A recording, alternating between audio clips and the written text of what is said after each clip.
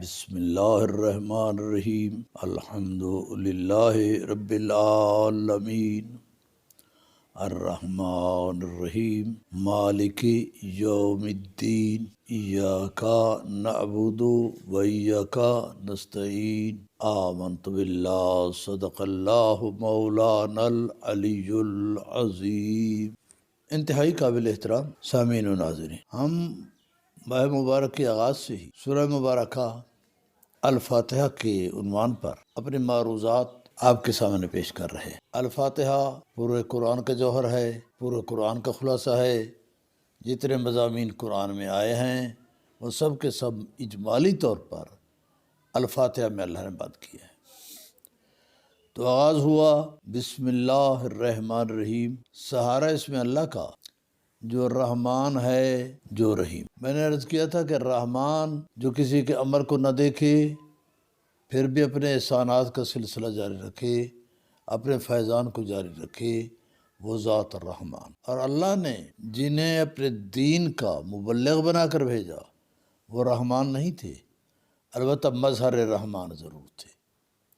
آپ رسول خدا صلی اللہ علیہ وآلہ وسلم کی زندگی پر نگاہ ڈالیں تو جن لوگوں نے آپ کے ساتھ ظلم کیا، زیادتی کی، آپ نے ان کے ساتھ بھی بھلائی کی۔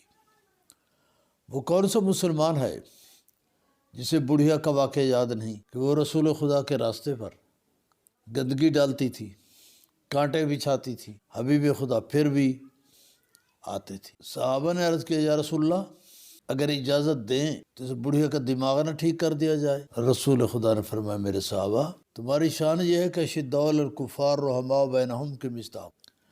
اب ایک کمزور عورت پر ہاتھ اٹھاؤ گے، یہ بات مجھے پسند۔ کسی نے کہا حضرت ایک اور احسان کریں، اگر وہ اپنے عمل سے باز نہیں آتی تو آپ اپنا راستہ ہی تبدیل کر دیں۔ کتنا حسین ترین جواب دیا تھا سید المرسلین نے۔ فرمایا کہ اگر ہادی بھی راستہ بدل جائے، اگر ہدایت بھی اپنے راستے کو تبدیل کر لے تو گمراہ لوگوں کو ہدایت کون دے گا؟ یہ کرم ہے حبیب خدا کا۔ جب وہ بیمار ہوئی عیادت کے لیے تشریف لے گئے، وہ حیران ہوئی کہ مصطفیٰ میرے پاس آئے ہیں، پر میں پریشان ہونے کی ضرورت نہیں ہے، بیمار ہے دوائی کی ضرورت ہے تو میں دوائی دے لاتا ہوں، طبیب کی ضرورت ہے طبیب کو بلاتا ہوں، اگر گھر میں رقم نہیں ہے تو میں رقم فراہم کرتا ہوں۔ جب بوڑھیا نے یہ کلمات سنے تو پریشان ہو کر کہا آمنہ کے لال کیا آپ کے سینے میں اتنا بڑا جگر ہے؟ آپ نے فرمایا جی ہاں۔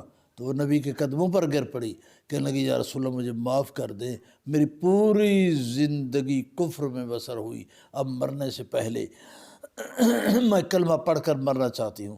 اس عورت نے کلمہ پڑھ لیا، اسلام قبول کر لیا۔ تو میں اپنا پرانا جملہ آج پھر دہراؤں گا کہ اسلام کسی کی تلوار سے نہیں پھیلا بلکہ دین کے رہنماؤں کے کردار سے پھیلا۔ عزیزان محترم، میں اس مظہر رحمانیت کے کتنے واقعات آپ کے سامنے بیان کروں۔ کیا یہ واقعہ نہیں ہے کہ جب حضرت امام حسین علیہ السلام کربلا کی طرف یعنی کوفہ کی طرف جا رہے تھے، راستے میں ایک مقام پر پڑاؤ کیا، پانی کے چشمے تھے، بہت سی مشکوں میں پانی بھروایا۔ آپ کے ساتھی، آپ کے خاندان کے افراد حیران تھے کہ ہماری تعداد تھوڑی ہے، اتنا پانی بھروانے کی کیا ضرورت ہے؟ لیکن اس کا راز اس وقت کھلا جب مقام ذو حسن پر سامنے ابن زیاد کا ایک جرنیل حر ابن یزید ریاحی 1000 کا دستہ لے کر آیا۔ ہر شخص کی حالت کیا تھی؟ زبانیں خشک تھی، بولنے کے قابل نہیں تھے۔ یہ اکیلے ہی نہیں، ان کے گھوڑے بھی پیاس کی وجہ سے جان بلب تھے، حیوان بھی مرنے والے تھے، انسانوں پر بھی موت آنے والی تھی۔ اب حبیب خدا نے کہ بیٹے نے جب یہ منظر دیکھا تو آپ نے یہ برداشت نہیں کیا کہ دشمن کو تڑپا تڑپا کر صحرائے عرب میں مار دیا جائے۔ اگر میرے حسین کی جگہ پر کوئی ہوتا تو کہتے ہیں ان پر حملہ کر دو۔ حسین نے حملہ نہیں کرایا۔ اگر کوئی مزید شفقت کا اظہار کرتا تو کہتے انہیں اپنے حال پر چھوڑ دو، چند لمحات کے بعد یہ خود ہی تڑپ تڑپ کر مر جائیں گے۔ لیکن نبی کی گود میں پلنے والے کی غیرت نے اسے برداشت نہیں کیا۔ آپ نے اپنے ساتھیوں سے فرمایا سب کو پانی پلاؤ، سب کو پانی پلاؤ، سب کو پانی پلایا گیا۔ علی ابن تہان محاربی کہتے ہیں میرا اتنا دماغ خراب ہو گیا تھا پیاس کی وجہ سے، مجھے پتہ نہیں چلتا تھا حسین کیا کہہ رہے ہیں۔ حسین فرماتے تھے انخر راویہ کہ اپنی اونٹنی کو بٹھاؤ تمہیں پانی دیا جائے، کہتے ہیں مجھے تو بات سمجھ میں نہیں آ رہی تھی، حسین نے خود میری اونٹنی کو بٹھایا، میرے منہ میں مشکیزے کا دہانہ دیا، آہستہ آہستہ مجھے پانی پلاتے رہے، میرے ہوش ٹھکانے آئے، تب پتہ چلا کہ ہمیں پانی پلانے والا کوئی اور نہیں ساقی کوثر کا فرزند حسین ابن علی علیہ السلام۔ تو یہ کردار ہے رحمان کے مظاہر کا۔ عزیزان محترم، اب اس کا دوسرا پہلو بھی دیکھ لیتے۔ امام حسین نے ابن زیاد کے 1000 فوجیوں کو پانی پلایا صحرا میں، جہاں کسی طرح بھی پانی موجود نہیں، لیکن جب حسین کربلا میں آئے تو دریا پر پہرے بٹھا دیے گئے کہ چرند پرند پانی پئیں، فرزند رسول تک پانی نہیں جانا چاہیے۔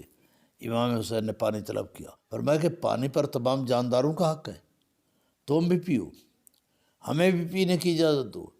خدا گواہ ہے امام حسین نے جتنی بار بھی مطالبہ کیا، ایک دفعہ بھی اپنا احسان یاد نہیں دلایا۔ آپ نے یہ نہیں کہا کہ تم کتنے کم ظرف ہو، کل جب تم پیاسے تھے تو میں نے تمہیں پانی پلایا تھا، آج میں پیاسا ہوں تم نے پانی کو بند کر رکھا ہے۔ حسین اتنے بڑے عظیم کردار کے مالک تھے کہ اپنے احسان کو یاد تک نہیں دلایا۔ تو اللہ کی شان یہ ہے کہ وہ رحمان ہے، وہ رحیم ہے۔ الحمدللہ رب العالمین، تمام تعریفیں مخصوص ہے اللہ کے لیے جو تمام جہانوں کو پالتا ہے۔ پالنے کے اس کے سارے انداز مختلف ہیں۔ زمین بنجر تھی، اس نے سمندروں سے بادلوں کو اٹھایا، بادل آ کر زمین پر برسے، مردہ زمین میں جان پڑ گئی، جیسے کھیتیاں پیدا ہوئیں، انسانوں کا رزق ملا، حیوانات کے لیے گھاس اور چارہ پیدا ہوا۔ یہ اللہ کا نظام ہے۔ اور پھر یہی بادل چلتے چلتے پہاڑوں پر جا کر بیٹھ گئے، جہاں انہوں نے برف کی صورت اختیار کر لی۔ اب جیسی گرمی آئی وہ برف پگھلنے لگی، پگھلتے پگھلتے وہ نیچے آنے لگی اور اس نے دریاؤں کی شکل اختیار کر لی۔ وہی دریا آپ کی پیاسی اور بنجر زمینوں کو پانی فراہم کرتے ہیں۔ تو یہ نظام ربوبیت ہے جو رب العالمین نے قائم کیا ہے۔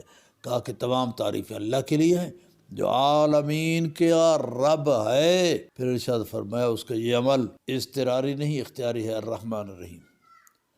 اس لیے ربوبیت کر رہا ہے دنیا کی کہ وہ رحمان بھی ہے، وہ رحیم بھی ہے، مالک یوم الدین، وہ بدلے کے دن کا مالک ہے، جہاں عدل ہی عدل ہوگا، جہاں پر کسی پر کوئی زیادتی نہیں ہوگی، ہر شخص کو اس کے اعمال کا پورا پورا بدلہ دیا جائے گا، وہاں پر کسی کے ساتھ زیادتی نہیں ہوگی۔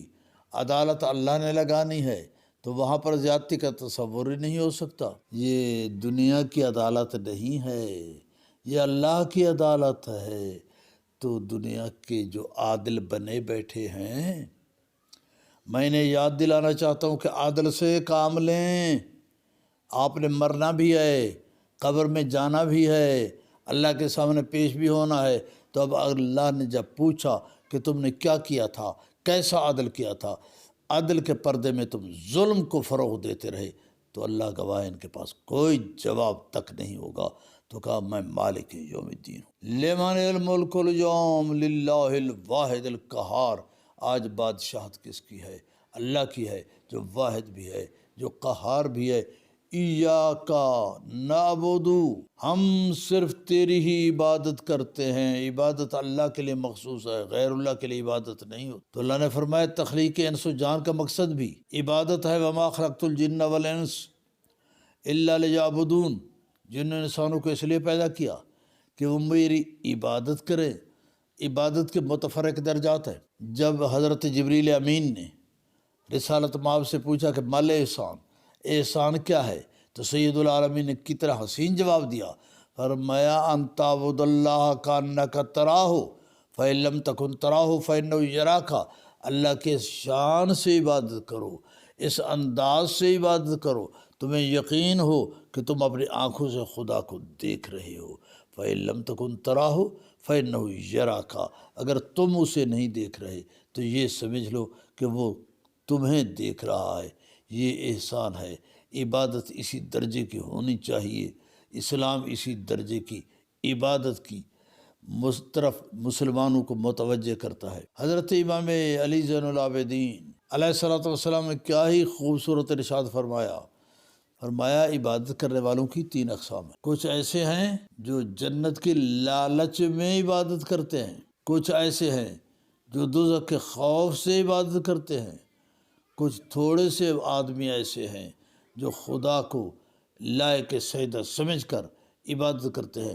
میرے مولا نے اس تقسیم پر عجیب تبصرہ فرمایا جو لوگ دوزخ کے ڈر سے عبادت کر رہے ہیں، فَتِلْكَ عبادت العبید، یہ غلاموں کی عبادت ہے۔